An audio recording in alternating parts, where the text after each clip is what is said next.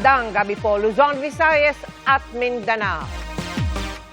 Ginulat ng kilos protesta ng mga miyembro ng Iglesia ni Cristo ang bahagi ng EDSA na layong tutulan ng pagsasampa ng kasong plunder laban kay Senador Rodante Marcoleta. Ang mga relihistang nagsimulang magtipon dakong alas 2 ng madaling araw, umabot na sa mahigit 15,000 katao ngayong alas 6 ng gabi. Base po yan sa tala ng Philippine National Police. Pero dahil nasakop ang ilang lane ng EDSA, katakot-takot na traffic ang idinulot niya. Magkaroon pa ng girian sa pulisya. Nakatutok si EJ Gomez. Security! Lahat na! Umalis na kayo lahat yan! Okay! Bop! Hanapin me! Ang babagal nyo dyan na!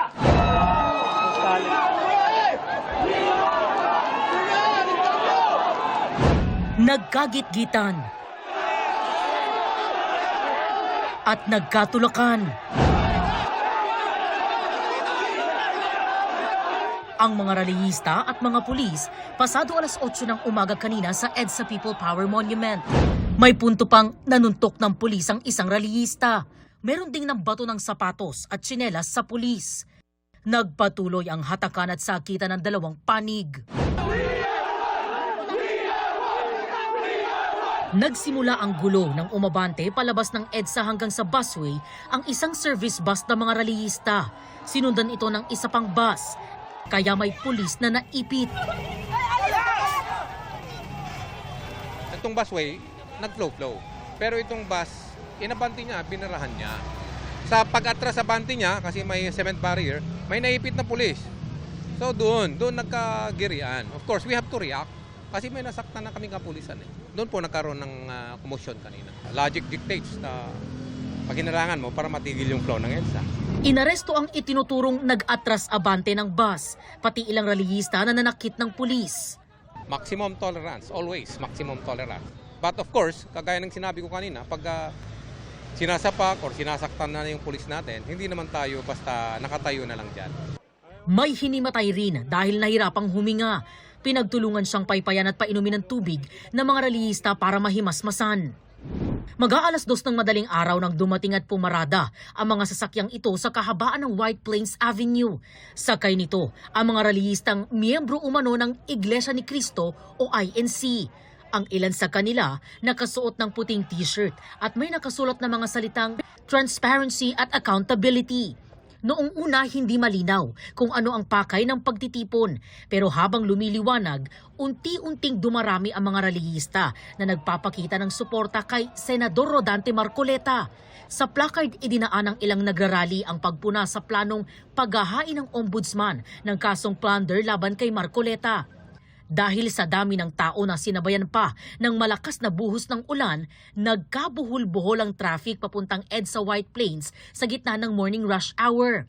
Sabi ni NCRPO Chief Police Major General Anthony Abirin, walang permit ang pagtitipon. One thing for sure, grupo po ng Iglesia ni Cristo po ito. Wala pong prior coordination and we believe sa pakikipanayam natin kanina sa kanilang mga leader ay wala po silang may pakitang permit. Kanina may kausap po tayo na pinaka-pinuno po nila at grupo nga po ng Iglesia ni Cristo po ito. Malinaw po na INC po ito. Bago mag-alas 12 ng tanghali, tinatayang aabot sa mahigit 10,000 ang bilang ng mga relihista. EJ Gomez, nakatutok, 24 oras. Hindi umano makatarungan, kaya nila tinututulan ang pagsasampa ng kasong plunder laban sa miyembro ng Iglesia ni Cristo na si Senador Rodante Marcoleta. Sabi yan ng tagapagsalita ng Iglesia ni Cristo. Ang kanilang pagkwestiyon sa nakaambang paghahain ng kaso ng ombudsman dahil sa pagtanggap umano ni Senador Marcoleta ng 75 million pesos habang nakaupong kongresista sa pagtutok ni John Consulta. Ang malaking rally ng mga miyembro ng Iglesia ni Cristo o INC para daw sa transparency, accountability, justice, and peace. Ang tinututulan nila ang nakaambang pagkasampa ng kasong plunder laban sa kamiyembro nilang si Senador Rodante Marcoleta. Gusto naming ipaalam sa kanila na isang injustice ang selective justice. at hindi kami mananahimik sa harap nitong napakalaking pagyurak sa katarungan na hinihingi ng ating mga kababayan. Ang isasampang plunder case, kaugnay ng pagtanggap ni Marcoleta ng 75 million pesos mula sa 3 individual noong January 2025. Panahong nakaupo siyang kongresista. Ang sabi ng ombudsman, hindi tamang tumatanggap ng ganong kalaking halaga ang isang opisyal ng gobyerno. Pero tanong ni INC spokesperson Brother Edwin Zabala, hindi naman galing sa kaban ng bayan ang tinanggap na pera ng senador. Kaya bakit kasong plunder na walang piyansa ang isasampang kaso? Paanong naging plunder ang pagtanggap ng campaign donation o campaign contribution? Hindi naman galing sa kabangyaman ng Pilipinas ang tinanggap niyang donation. Hinihinga namin ng reaksyon dito ang Office of the Ombudsman, pero dati nang sinabi ng tanggapan na sa ilalim ng batas, hindi kailangan galing sa kaban ng bayan ang perang tinanggap para ituring itong plunder. Tanong pa ng INC, bakit si Senador Marcoleta na isa sa mga nagsiwalat ng katiwalian ang nakatakdang kasuhan? Si Senator Dante Marcoleta ay nanguna sa pag-iimbestiga sa isa sa pinakamalaking pandarambong na naganap sa ating kasaysayan. Bakit siya na nagsusulong sa pag-expose ng mga sangkot sa napakalaking pagnanakaw sa Pilipinas ang kakasuhan at ipakukulong sa halip na ang mga na-expose? The meeting is now called to order. Matatandaang nang maupong chairman noon ng Senate Blue Ribbon Committee, pinangunahan ni Marcoleta ang pag-iimbestiga sa umunoy pangungumisyon ng mga opisyal sa mga flood control projects. Nais naming iparinig sa mga kinauukulan na kahit ipakulong nila si Senator Marcoleta, ay hindi kami titigil sa paghingi ng katarungan para sa mga kababayan natin na ninakawan. Binalikan din sa pahayag ng INC ang pag-absuelto ng Commission on Elections kay Marcoleta tungkol sa tinanggap na perang itinuring noong campaign contribution. Mismong ang COMELEC ay naglabas na ng desisyon na walang krimen na naganap sa pagtanggap niya ng campaign donation. Sinusuportahan ng Iglesia ni Cristo ang itinataguyod ni Senator Marcoleta dahil ito rin ang posisyon namin. Hinihinga namin ng pahayag ang COMELEC. Pero dati na nitong sinabing bagamat nakumpirmang tumanggap si Marcoleta ng pinansyal na kontribusyong nagkakahalaga ng 75 million pesos, nangyari ito bago ang simula ng campaign period kung kailan hindi pa may tuturing na kandidato si Marcoleta. Kaya ang non-declaration ay hindi matituring na election offense. Pero paglilinaw ng COMELEC, maaring may iba pang batas na nakakasakop dito. Paglilinaw rin ng INC. Hindi tutol ang Iglesia ni Cristo sa pagpapatupad ng batas. Pero tutol kami sa pagbaluktot sa batas, lalo na kung ang layunin ay para pagtakpan ang katiwalian. John Consulta, nakatutok 24 oras. Aminadong nabulaga ang pulisya kaya hindi napaghandaan ang epekto sa trapiko ng rally ng Iglesia ni Cristo na posibleng tumagal hanggang bukas. Kamustay na po natin kung traffic pa ba sa EDSA sa live na pagtutok doon ni June Veneracion. June! Vicky, kahit walang permit to rally at kahit umuulan ay nagpapatuloy pa rin ang kilos protesta laban sa katiwalian ng Iglesia ni Cristo dito sa EDSA, White Plains, Quezon City. Aminado ang NCR Police Office na marami na ang napeperwisyo pero wala raw gagawing dispersal dahil gulo lang ang maaring maging resulta nito. Madaling araw nang biglang dumagsa sa People Power Monument sa EDSA White Plains ang mga nagpakilalang miyembro ng Iglesia ni Cristo. Protestahan nila ito sa katiwalian at pagkondena sa panggigipit umano sa kapwa nila INC na si Senador Rodante Marcoleta. Bandang alas 3 ng hapon, umabot sa 13,000 ang crowd estimate sa pagtitipon na wala palang permit to rally. Merong intelligence report ang NCR Police Office tungkol sa rally, pero aminado itong nabulaga sila. Nagkaroon po kasi kasi tayo ng gulatan, hindi po natin alam na magkakaroon sila ng pagtitipon na ganito kung kaya wala tayong preparasyon regarding sa traffic. Since wala po silang permit, wala po tayong preparation para sa kanilang pagtitipon. Binarahan ang EDSA ng mga sasakyan, kabilang ang ibinalandra ng mga bus na may nakalagay na pangalan ng universidad na pag-aari ng INC. Ang resulta, nagbistulang parking lot ang bahagi ng EDSA White Plains. Kinailangang alisin ang concrete barrier sa bahagi ng busway para lumuwag maski papano ang traffic. Kainis. Kainis. Pero biyahe po. Wala na, logi. Walang magagawa, nandiyan na okay na lang. Pag-unawa naman ang apela ng mga nakiisa sa rally. At sa mga tao naman po na naperwisyo po dahil po sa naging traffic po, humihingi po kami ng paumanhin at sana po maunawaan niyo po na yung laban po na to na gusto po namin ipanawagan sa pamamahala, sa pamahala ng gobyerno ng Pilipinas, hindi lamang po laban po namin, kundi laban po natin itong lahat. Sa gitna ng rally, inilagay sa full alert status ang buong Philippine National Police o PNP. Sabi ni NCR Police Office Chief Major General Anthony Abirin, nag-a-apply na ng permit to rally ang INC sa Quezon City Hall. Pinaghahandaan na nila ang posibilidad na abutin pa hanggang bukas ang rally. Sabi ni Abirin, wala siyang ibinigay na special treatment sa mga rallyista kahit siya mismo ay kasapi ng INC. Although INC po tayo, we will abide by the Constitution. We are for the duly constituted authorities. Doon po tayo sa nakakarami. Sabi ni Department of Interior and Local Government o DILG, igagalang nila ang karapatan ng bawat Pilipinong magtipon at magpahayag ng kanilang saloobin. Patuloy naman nakikipag-coordinate ang Armed Forces of the Philippines o AFP sa PNP para sa monitoring ng sitwasyon. Umaapila ang AFP sa mga rally organizer na tiyaking hindi lubusang mapiperwisyo ang publiko. Vicky, kapapasok na ng balita ay naprubahan na ng Quezon City Government ang request para sa permit to rally ng Iglesia ni Cristo. Ito ay para bukas mula 8 a.m. hanggang 8 p.m. Yan ay gagawin sa White Plains Avenue hanggang Temple Drive. Pero kahit wala pa ngang para bukas pa ang permit to rally, sabi ng NCR Police Office, partikular na kanilang hepe, si Major General Anthony Abirin, ay meron ng mga ralistang dito na magpapalipas ng gabi. Vicky. Maraming salamat sa iyo, June Veneracion. Sinisi naman ni Senador Rodante Marcoleta si Ombudsman Jesus Crispin Remulla para sa anyay planadong plunder case laban sa kanya. Layon umano nitong makulong siya para pigilan ang investigasyon sa flood control scam at para hindi siya makalahok sa impeachment trial laban kay Vice President Sara Duterte. Nakatutok si Jonathan Andal. Alam kong aarestuhin nila ako. Alam kong ikukulong nila ako. Wala na po tayong kakampi.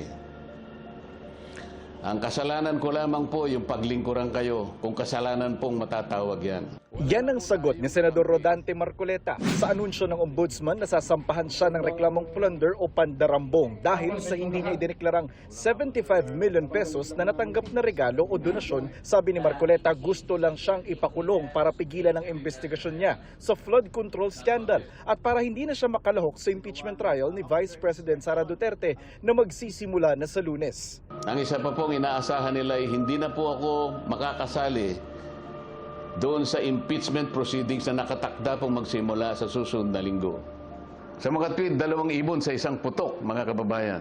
Tanong ni Marcoleta, bakit siya ang inuuna at hindi ang mga taong nasa likod niya ng nakawan? Yung taong nasa likod ng lahat ng kasalanan ito ng pagnanakaw, hanggang ngayon ay wala pa po silang ginagawang pag-uusig. Meron na pong isang demanda kay Martin Romualdez na nakabinbin pa April 2026. Yung isa na inakusahan na dating kalihim ng DPWH ay kanilang kinasangkapan upang siya din ay maging state witness. Ang sinisisi rito ni Marcoleta, si Ombudsman Jesus Crispin Remulla. Alam ko po ang promotor nito ay ang ating ombudsman sapagkat nung kami po ay nagtatalo-talo sa bulwagan ng Senado, isa sa amin ang nagsabi na sometimes we have to bend the law. At sumagot po yung ombudsman nang tinanong siya kung tama ang kanyang sinabi. Alam na po ninyo kung yung sinagot niya. Yes, sir. Ang tinutukoy ni Marcoleta ay itong September 23 Blue Ribbon hearing tungkol sa flood control scandal. DOJ Secretary pa noon si Rimulya. Sometimes you have to bend the law to be able to please the people. Mas mataas po ang taong bayan sa batas. Am I right, Secretary Rimulya? Yes, sir. Sa budget hearing ng Ombudsman noon, nagbigay ng paglilinaw ukol dyan si Rimulya sa pamamagitan ng budget sponsor na si Senador Sherwin Gatchalian. He is expressing to this august body that he will abide by the rule of law and he will not bend the law. Bintang ngayon ni Marcoleta, planado ang plunder case laban sa kanya. Kasi 2 linggo bago nagpahayag ang ating ombudsman, sinabi na rin ni Ping Lacson na tila siyam pa na senador ang makukulong. Parang alam na niya ang mangyayari. Puwerta agad ni Lacson, nanggagaslight o nanlilin lang na naman si Marcoleta. Hypothetical o halimbawa lang daw ang sinabi niya noon tungkol sa 9 na senador na posibleng maaresto. Kinocompute niya kasi noon kung ilan ang matitirang aktibong senador at ilan ang kailangang 2/3 na boto para makapag-convict sa impeachment trial. Samantala, no comment daw muna si Senate President Sherwin Gatchalian sa nakaambang pagsasampa ng kaso laban kay Marcoleta. Pero paano kung manghingi si Marcoleta ng protective custody sa Senado? Wala pa naman yung case, kaya mahirap mag-comment. So it's very hard to calculate for now. Jonathan Andal, Nakatutok, 24 oras. Ilang kilalang personalidad ang dumating din sa rally ng Iglesia ni Cristo sa EDSA. Ang latest doon sa live na pagtutok ni Marisol Abduraman. Marisol?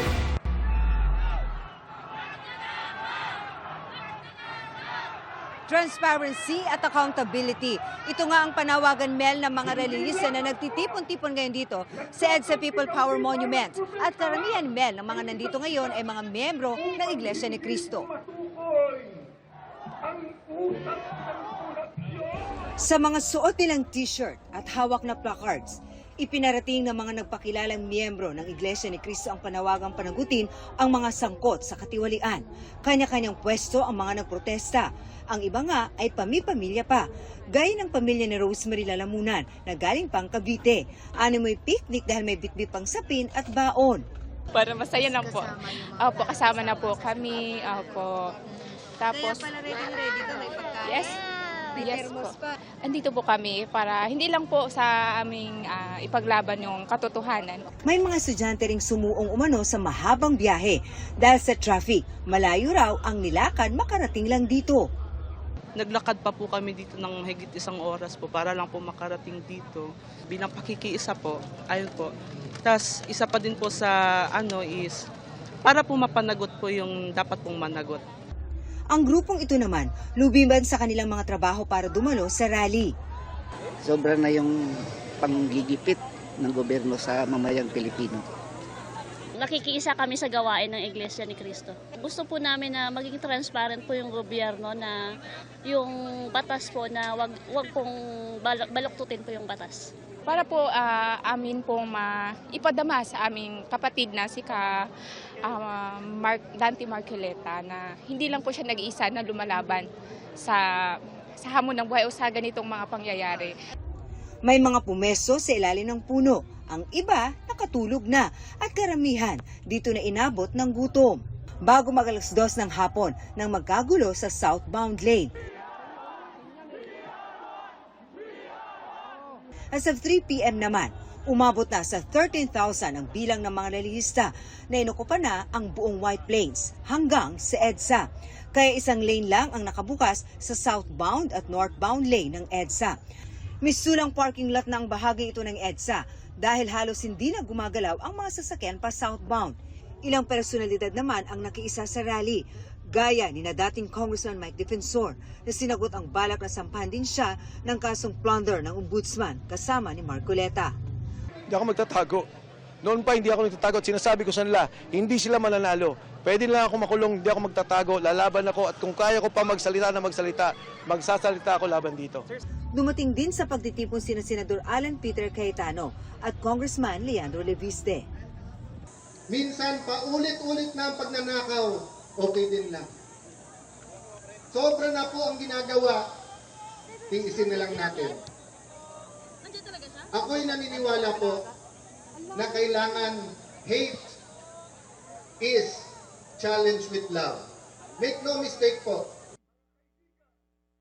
Mga mahal po namin mga kababayan, tandaan po natin, kung ang inosenteng tao Hanggang sa mga oras na ito, Mel, nagpapatuloy pa rin ang programa ng Iglesia ni Cristo at sa kabila ng masamang panahon, lalo pang dumami ang kanilang bilang. As of 6 p.m. ayon sa NCRPO, umaabot na sa 15,500 ang mga nandito ngayon sa EDSA People Power Monument. At hanggang ngayon, hindi pa rin masabi ng NCRPO kung hanggang kailan sila mananatili dito. Samantala, Mel, ngayong gabi dumating din dito si dating Ilocos Sur Governor Chavit Singson at nakikisa daw siya at nagbibigay suporta dito nga sa isinasagawang pagkilos ng INC.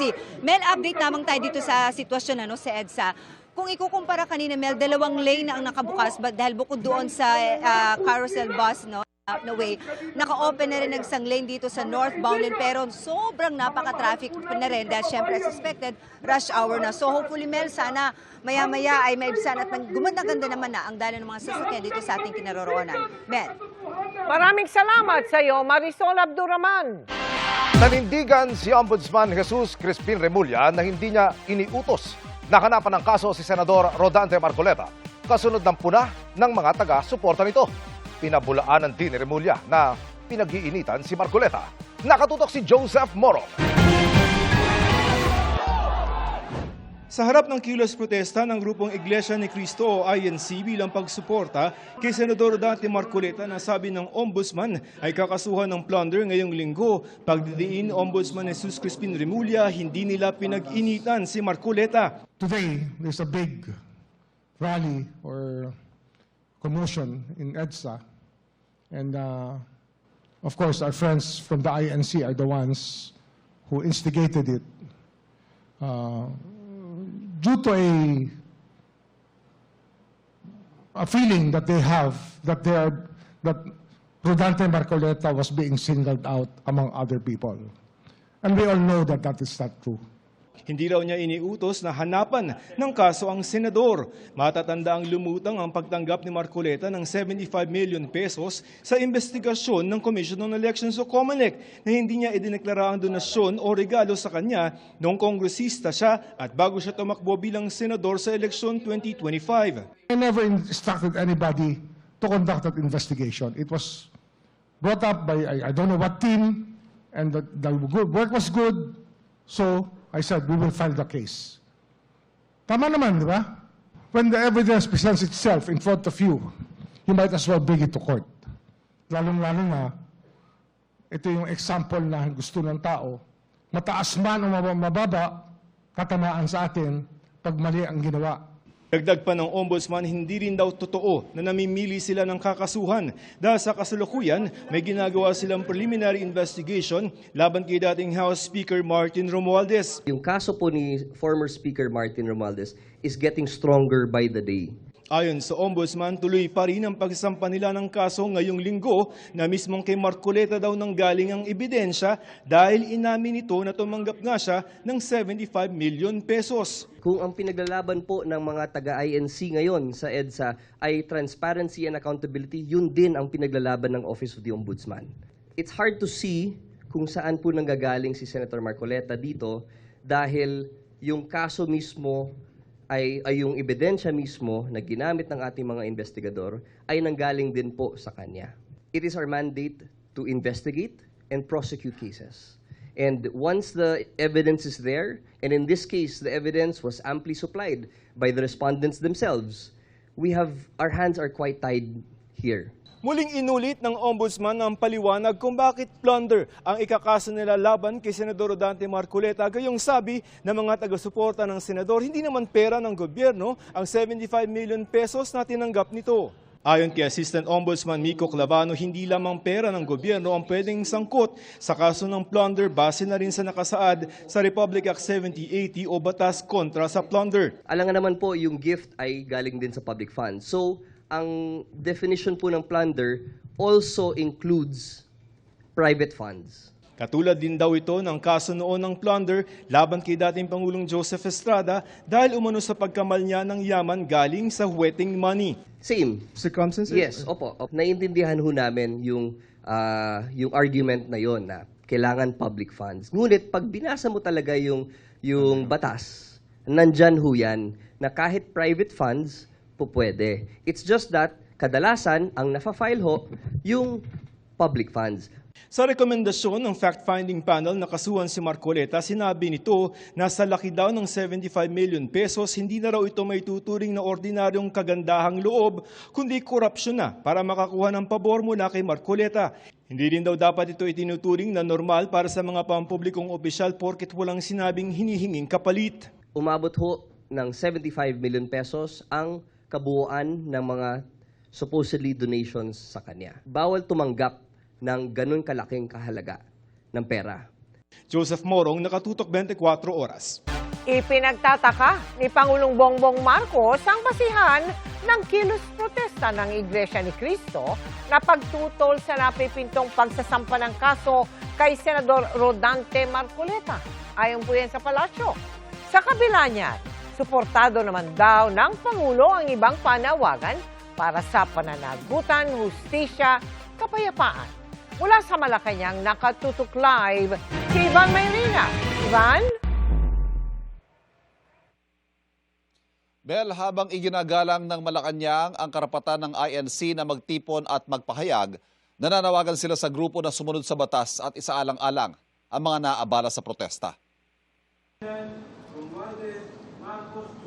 Si Ferdinand Romualdez Marcos Jr.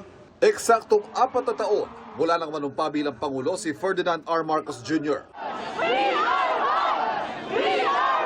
Sinorpresa siya ng malaking kilos protesta ng Iglesia ni Cristo, isa sa mga grupong sumuporta sa kanya noong 2022 elections. Kaya kinansela lahat ang lakad ng Pangulo sa Maynila, pati ang pagharap sana sa mga mamamahayag kaninang tanghali. Hinigpitan din ang pagpasok sa Malacanang kahit wala na magbanta sa Pangulo. Ayon sa palasyo, hindi po natin alam kung may mangyayari dito, kung may papasok or what. So ito po ang pinaka-opisina ng ating Pangulo. So dapat din po natin itong proteksyonan. Kahit ano pang klaseng rally yan, maliit, malaki, dapat natin proteksyonan at ito po ay parte na po ng seguridad. buong maghapon lang sa Malacanang ang Pangulo para i-monitor ang sitwasyon sa EDSA. Ipinagtataka umano ng Pangulo ang sinasabing basihan ng kilos protesta, ang pagtutol sa napipintong pagsasampa ng kaso kay Senador Rodante Marcoleta. But still, ang Pangulo po ay nakikinig, iginagalang sila. Ang tangi lamang niyang hiling ay igalang natin lahat yung mga naaapektuhan na dapat ay hindi naaapektuhan. Ayon sa palasyo, nirerespeto ng administrasyon ang karapatan ng Iglesia ni Cristo na magtipon at magpahayag. Suportado rin ng Pangulo ang panawagan nila para sa pananagutan, hustisya at kapayapaan. Pero ang kaso laban kay Senador Marcoleta, galing umano sa mismong pag-amin niya at hindi dahil ginigipit siya bilang miyembro ng oposisyon. Kung matatandaan, sinabi ni Marcoleta sa isang panayam na hindi niya idineklara sa campaign donation ang 75 million pesos na natanggap niya umano sa 3 pribadong individual nung siya ay congressman pa lang.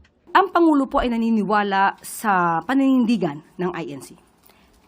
Ipatupad ang batas, transparency, accountability, managot ang dapat managot.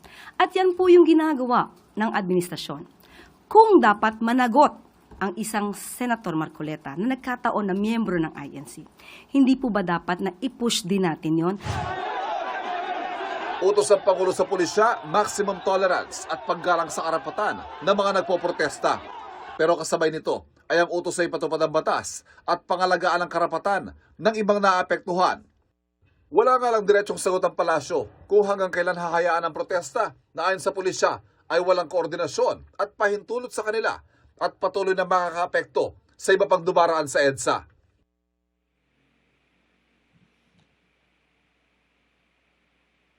Mel, kung nakansela ang mga aktibidad ng Pangulo sa labas ng palasyo, ay natuloy naman ang mga engagement ng Pangulo sa loob ng palasyo. At kabilang nga dyan ang presentation of credentials o pagtanggap sa bagong US Ambassador to the Philippines na si Lee Lipton at ang farewell call o pamamaalam naman ng Korean Ambassador.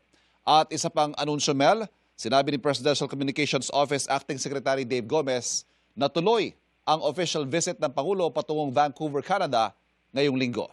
Mel. Maraming salamat sa iyo, Ivan Mayrina. Mga kapuso, 4 ang arestado ng magkatensyon sa pagitan ng pulisya at mga nagprotesta kanina sa EDSA. Ang naging mitya, panoorin sa aking pagtutok.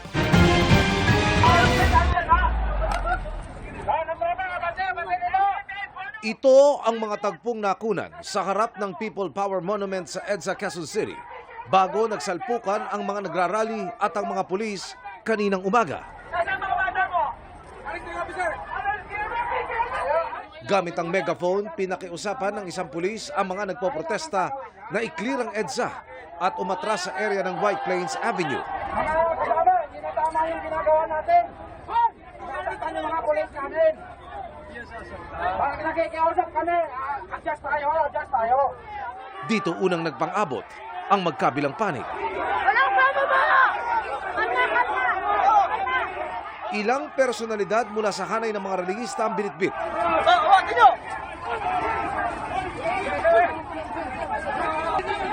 Hoy! Bawal yan! Hoy! Kaso yan! Alas, atras! Dito lalong nagkapisikalan. Nakuna ng GMA News ang isinagawang mga pag-aresto. Meron po tayong 4 na arrested. Yung isa po yung driver ng bus na nakasagi dun sa ating polis. Yung isa po yung nanapak ng polis at yung dalawa naman po yung nag-cause ng tulakan. Kumaga nagkaroon ng disobedience. Sila po ay nasa custody po ng Station 8 ng Quezon City Police District. 2 sa mga dinakip ang inabutan namin sa istasyon ng pulisya.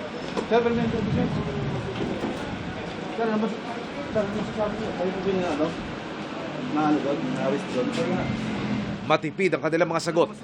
Abogado na lang nila ang bakala sa kanila. Ay, totoo po kayo, na nakit daw po kayo ng gulo daw. Ano ba totoo? Hindi naman, sir. Opo.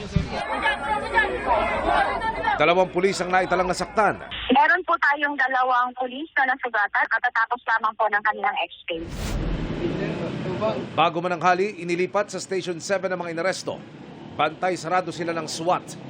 No comment pa rin ang mga dinakip habang ang iba dinala sa ospital para ipamedikal. Ayon sa pulisya, maximum tolerance sa kanilang ipinatupad sa biglaang rally sa EDSA. Wala po tayong pananakit na ginagawa dahil directive ng ating Chief PNP at ng ating Regional Director yung ating maximum tolerance, ang paggalang sa kanilang karapatan at ganoon din po yung ating police operational procedures. Kung hanggang kailan naman daw pahihintulutan ng kilos protesta, sagot ng PNP and CRPO. Patuloy po yung pag-uusap ng organizers at saka ng PNP regarding po sa kanilang pananatili po dito sa area na People Power Monument. Emil Sumangil, nakatutok, 24 oras. Naku, inabutan na rin ang panggabing rush hour ang rally ng Iglesia ni Cristo sa EDSA. Kamustahin muli natin ang lagay ng trapiko, lalo't apektado ang parehong northbound at southbound lane. Nakatutok doon live. Si Rafi Kima. Rafi? Mel, paisa-isa pa rin yung nakakadaan dito sa may southbound lane ng EDSA katapat nitong People Power Monument. Bagamat inadjust na ng MMDA itong concrete barrier para lumuwag yung dadaanan ng mga sasakyan patungo sa direksyon ng Ortigas at ng Makati. Itong kawalan ng abiso sa isinasagawang kilos protesta ay nagdulot nga ng matinding traffic dito sa lugar. Mula rush hour kaninang umaga, wala na halos galawan ng trapiko sa north at southbound lane ng EDSA dahil sa pag-okupa ng mga nagrarally sa mismong kalsada. Sa isang punto, maging ang mga gamit ng bus ng mga rallyista iniharang sa northbound lane ng EDSA kaya pansamantalang hindi na talaga ito madaanan. Ang southbound lane naman ng EDSA na karaniwan ay bukas kahit may malaking pagkilo sa People Power Monument. Hinarangan din ng mga nagrarally kaya maging dito nagsikip ang daloy ng trapiko. Ayon sa Quezon City LGU, gayong walang koordinasyon ng mga organizers ng rally, mahirap daw hindi isipin na kasama sa kilos protesta ang pag-disrupt sa daloy ng trapiko. Ayokong maging malisyoso, ayokong isipin na deliberate, pero yung mga sasakyan nila going to PPM, doon nila ipinarada nakaharang sa gitna. Sa bigat ng daloy ng mga sasakyan, maging mga motorsiklo na kadalasang mabilis lumusot kapag matindi ang traffic, na perwisyo din daw ang biyahe. Sobrang traffic ba? Traffic. Ilang oras kayo na inabot? 3. 3 oras? Galing doon, sa taas, sa mga North EDSA. Pero may ilan namang okay lang daw matraffic dahil may pinaglalaban naman ang mga nagrarally. Gaano katindi mabala sa inyo? Okay lang po. Ayos Kasi, lang basta sa bansa natin para sa Pilipinas. Pagdating ng hapon, umabot na sa Monte de Piedad ang haba ng halos hindi gumagalaw na trapiko sa southbound lane ng EDSA hanggang sa Connecticut kung saan naging one-way na lang ang kalsada. Sa northbound lane naman, umabot na sa J. Vargas ang tukod ng trapiko hanggang sa bahagi ng White Plains. Halos wala na kasing makadaan kahit sa busway ng northbound lane. Dahil naman sa matinding traffic, kahit ang kalsadang ito malapit sa Campo Crame, isinarapan samantala dahil sa aksidente. Kaya pansamantala, sinarado muna namin to habang hindi pa naayos yung banggaan nangyari sa loob. Nagmamadali yung mga tao? Yes po, dahil nalilate kasi sila sa trabaho nila. Ayon sa MMDA, posibleng umiwas na ang karamihan sa mga motorista kaya hindi na humaba pa ang trapiko sa magkabilang panig ng EDSA.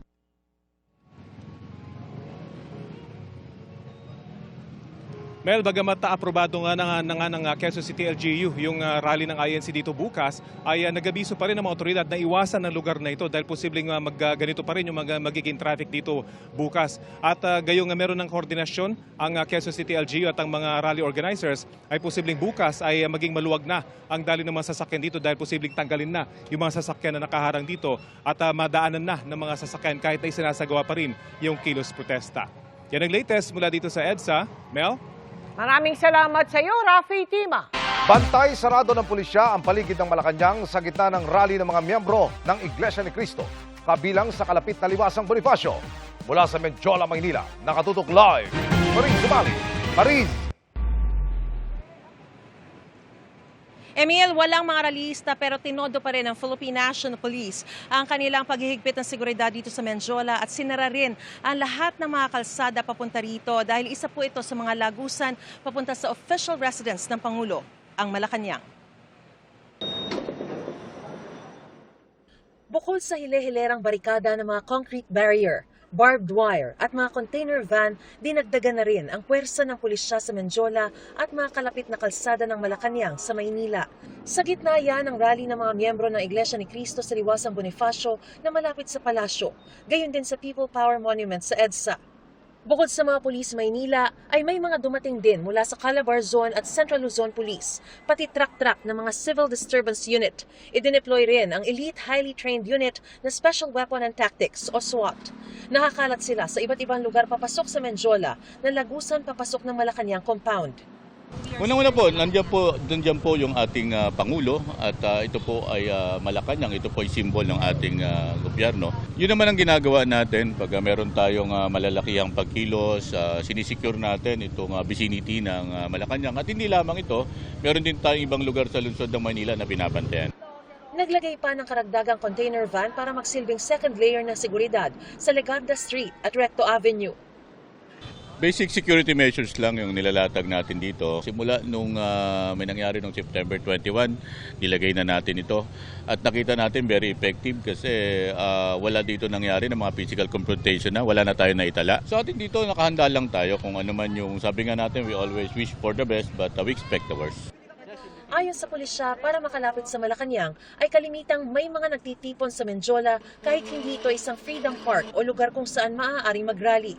Kaya maaga pa lang kanina, isinaran na rin ang lahat ng kalsada papunta Menjola tulad ng Casal Street, Legarda Street at Recto Avenue. Nagkansela rin ng klase ang V-Mapa High School. Nag-cancel kami gawa ng kakawaway mga bata dahil traffic po. Kanina pong pumasok ay nahirapan na silang pumasok. Humingi tayo ng pangunawa sa ating mga kababayan. Ginagawa lang ng inyong kapulisan na gawin natin yung part natin, na bantayan natin itong lugar at yung iba pang lugar sa Maynila. Sa di kalayuan sa Liwasang Bonifacio, nagtipon ng ilang miyembro ng Iglesia ni Cristo kaninang umaga. Umalis sila dakong alas 10 ng umaga. May mga dumating muli bandang hapon na mahigit 100 naka-backpack na mula naman sa Batangas para ipaglaban umano si Congressman Leandro Leviste. Emil, naging mapayapa naman ang programa sa Liwasang Bonifacio at wala ring naitalang anumang insidente ng pag-aresto o tensyon sa buong maghapon. At kalaunan ay nagtungo rin daw ang ilan sa kanila sa EDSA. Dito naman sa Menjola ay depende pa raw sa mga pulis kung sa kanilang assessment kung kailan bubuksan sa trapiko ang mga isinarang kalsada rito. Emil? Maraming salamat, Mariz Umali. Iniugnay ni Vice President Sara Duterte sa anyay poor governance ng Administrasyong Marcos ang rally ngayong araw sa EDSA. Ayon sa Vice, bigo ang pamahalaan at tugunan ang mahalagang suliraning kinakaharap ng bansa. Pero sa halip na tugunan ang mga problemang ito, ginagamit umano ng administrasyon ang sistema ng hustisya laban sa mga taong nagsasalita tungkol sa umano'y katiwalian, pumupuna sa kakayahan ng pamahalaan o bumabatiko sa Pangulo. Ang sabi pa ng Bise, nagbunga ng mas mapaniil na sitwasyong pampolitika ang estilo ng pamumuno ni Pangulong Bongbong Marcos, kung saan ang mga kritisismo ay sinasagot ng pananakot. Pagdadiin pa ng Bise, hindi na lang tungkol sa politika ang usapin, kundi ang kinabukasan ng bansa at ng mga Pilipino. Sagot naman ng palasyo, hindi pwedeng magturo si Vice President Sara Duterte dahil hindi umano nag-imbestiga ang administrasyon ng kanyang amang si dating Pangulong Rodrigo Duterte patungkol sa katiwalian. Sabi ni Palace Press Officer Claire Castro, wala pang isang taon ng maungkat ang issue sa flood control pero marami nang nakasuhan at naipakulong ang administrasyong Marcos nang walang sinisino. Sasabihin ba nating good governance? Definitely, absolutely. With regard to the administration of President Ferdinand R. Marcos Jr., we have this good governance. Ang itanong po natin ay kung ano ang nangyari sa nakaraan. Ba't di natin hanapin yung sinasabi ni dating Pangulong Duterte na ghost projects as early as 2020?